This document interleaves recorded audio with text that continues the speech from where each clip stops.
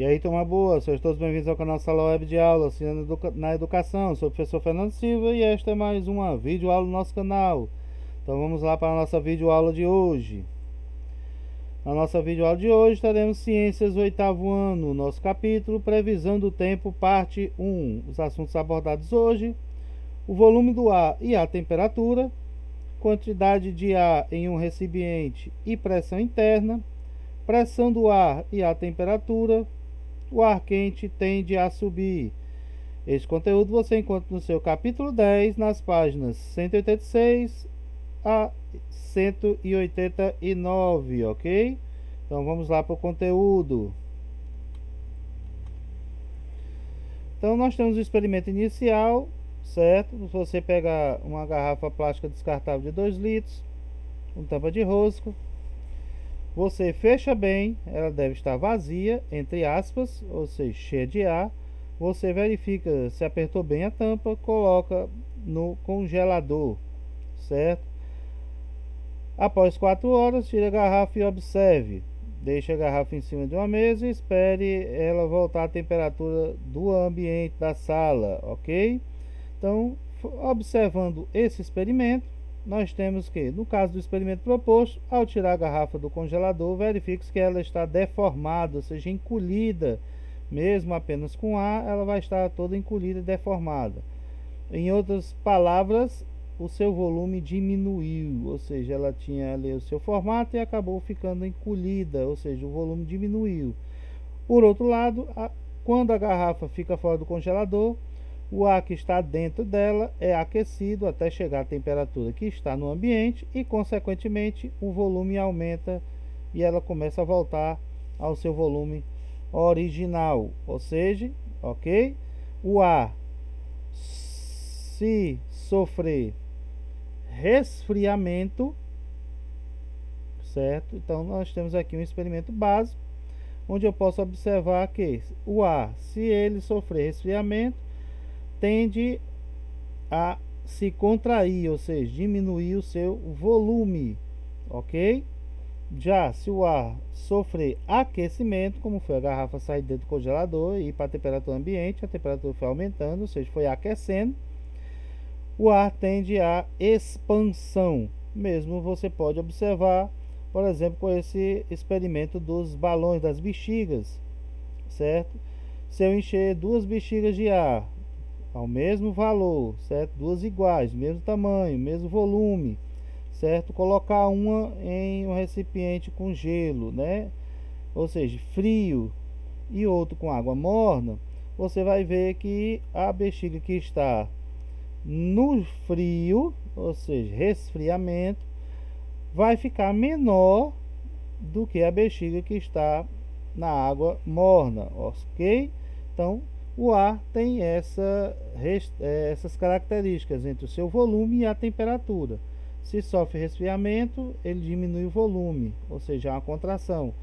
Se há um aquecimento, ele aumenta o volume, certo? Há uma expansão. Então, esse foi o nosso primeiro assunto.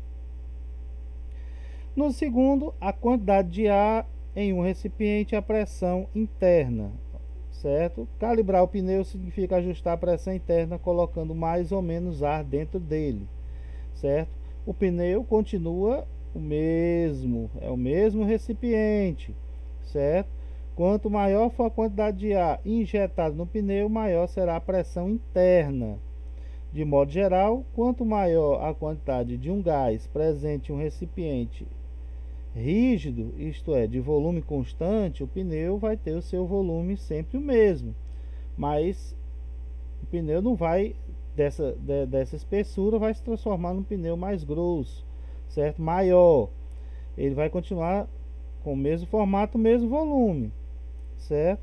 Mas quanto mais ar eu colocar, maior será a sua pressão interna. Então, o ar pode estar em um recipiente de volume fixo, ok? Então, se ele está num volume fixo, quanto maior for a quantidade de ar que eu colocar dentro desse recipiente com volume fixo, maior será a sua pressão. Quanto menor for a quantidade menor será a pressão, mas o recipiente estará com o seu volume preenchido, com mais ou menos ar, ok? O manômetro sendo utilizado para calibrar o pneu do carro nos postos de gasolina é bem comum, certo? Esse aparelho que calibra, ou seja, quando você coloca aqui no pito do pneu, ele mede primeiro e mostra qual é a pressão dentro desse pneu, e aí você coloca mais ar para deixar a pressão de forma ideal, ok? Então nós temos aqui outro exemplo também, os cilindros que contêm oxigênio, né? Cilindros indicados aqui pelas setas numa ambulância, né? Ele tem o seu volume, só que quanto mais ar for colocando dentro, maior vai sendo a pressão dentro dele. O volume é o mesmo, mas a pressão se torna maior ou menor, ok? 3. A pressão do ar e a temperatura. Nós temos aqui um exemplo bem prático, ok? O motorista calibrou os pneus do carro antes de uma viagem, que é a situação A. Então ele colocou aqui no manômetro, certo? E viu que a calibragem estava 28. Beleza? Seguiu para sua viagem, foi lá, certo? E verificou depois da viagem, foi lá, fez a sua viagem, depois foi em outro posto, quando chegou da viagem, foi lá e colocou o manômetro de novo no pneu e viu que a calibragem estava diferente. Vixe, como assim? Ele, ao sair para viajar, a calibragem estava marcando 28. Após a viagem, ele foi lá no posto e viu que o pneu estava com a calibragem maior, 32. Por que isso, né, aconteceu, certo? Essas observações indicam que há uma relação entre temperatura de um gás e sua pressão. Durante a viagem, o pneu esquentou, porque, entre outras razões, ele estava em contato com asfalto quente. O ar dentro do pneu também esquentou, certo? O que acontece com o ar quando esquenta? Ele expande, ok? Ele aumenta o volume, certo? Então, a observação do motorista revela que quando um gás, no caso o ar, é aquecido em um recipiente fechado, como foi o caso do pneu, sua pressão tende a aumentar. Quando o carro ficou na sombra, os pneus esfriaram. Consequentemente, a pressão dentro deles volta ao valor inicial. Ou seja, se ele calibrou o pneu, estava dando 28, foi para sua viagem, e assim que terminou a viagem, foi lá ver a calibragem estava maior, no momento em que eu deixei ele na sombra, deixei ele ali repousando, a temperatura do pneu foi diminuindo e a tendência é a calibragem, ou seja, a pressão dentro dele voltar à calibragem original, ok? Então nós temos aqui que o ar num recipiente fechado, aqui no caso é o pneu do carro, e é submetido a temperatura alta, vai originar maior pressão interna. Se esse ar dentro desse recipiente fechado fosse submetido a temperatura baixa, ele terá menor pressão interna, ok? As embalagens metálicas de aerosol têm um alerta de que não devem ser colocadas no fogo, mesmo depois de vazias. Isso porque mesmo quando o produto acaba, sobra uma certa quantidade de gás dentro desse recipiente. Esse gás é feito para dar pressão para jogar esse produto para fora. Mesmo tendo acabado, certo? Colocando, por exemplo, próximo ao fogo, vai aumentar a temperatura. E o resto do gás que tem dentro dele vai fazer com que aumente a pressão interna desse aerosol.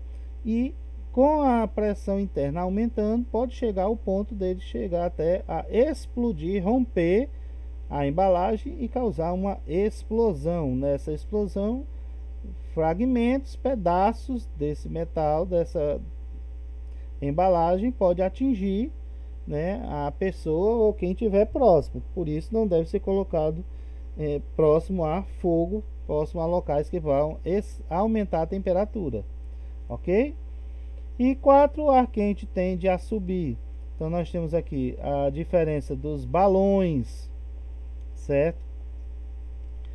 Diferente dos balões que eram enchidos com gás hélio nos parques de diversão, nós temos aqui os balões tripulados. Os balões de gás hélio, você deixava ele totalmente fechado. O gás hélio, como é mais leve, a tendência dele é subir. Mas esses balões tripulados, ele tem uma abertura embaixo, certo?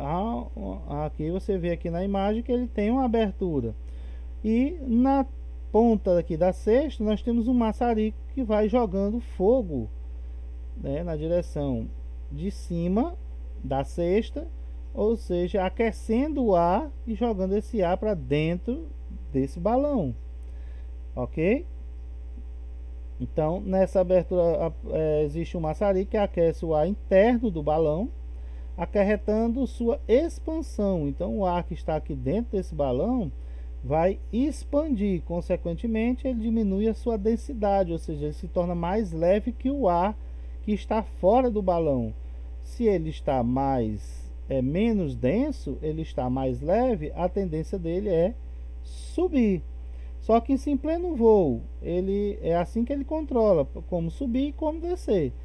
No momento que eu ligo o maçarico, eu vou sempre esquentando o ar aqui dentro do balão e o ar quente tende a expandir, a densidade dele ele se torna mais leve do que o ar do lado de fora, o balão sobe. À medida que eu vou diminuindo a chama ou mesmo desligo o maçarico, a temperatura do ar dentro do balão vai diminuindo e ele se torna mais denso, ou seja, mais pesado, força o balão a descer.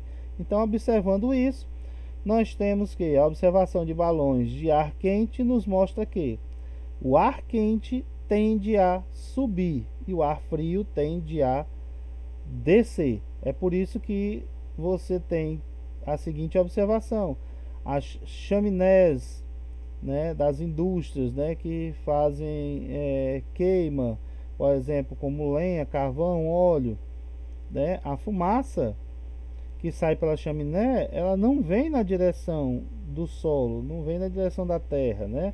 Ela vai na direção do ar, né? Vai subindo. Por quê?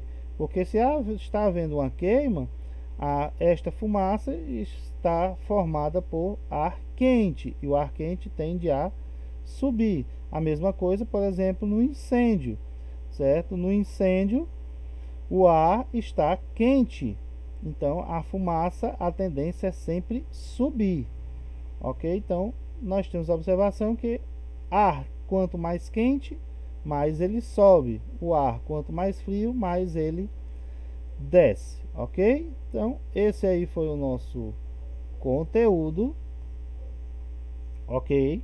Nossa atividade bem simples. Você vai dar as devidas explicações, ok? Primeiro explique o que acontece com o volume do ar quando é aquecido e quando é esfriado. Então você vai descrever as características do volume do ar quando ele é aquecido e depois quando ele é esfriado. 2. Pelo que foi visto sobre a quantidade de ar em um recipiente e pressão interna, descreva o que acontece com o ar quando tem maior e menor quantidade dentro desse recipiente, ou seja, quando eu tenho um recipiente que eu coloco mais ar dentro dele, o que acontece com a pressão? Com esse recipiente, quando tem menos ar dentro dele, o que acontece com a pressão? Okay? Então você vai dar essas duas explicações. Na terceira, explique por que o ar quente tem a tendência natural de sempre subir. Na 4, explique por que o ar frio tem a tendência natural de sempre descer. Então, dá as suas devidas explicações, certo? Científicas. Então, essa aí foi o nosso conteúdo. Esta foi a nossa atividade. Se você não é inscrito no nosso canal, Considere aí a inscrição, certo? Ative o sininho das notificações para você ficar sempre antenado com nossas videoaulas e lives. Nós temos também um outro canal que você pode acompanhar, que em breve será atualizado com as notas da primeira etapa, as notas finais da primeira etapa, ok? Que é o nosso site Educação na Web. Esta foi a nossa videoaula de hoje. Vamos ficando por aqui e até a nossa próxima videoaula.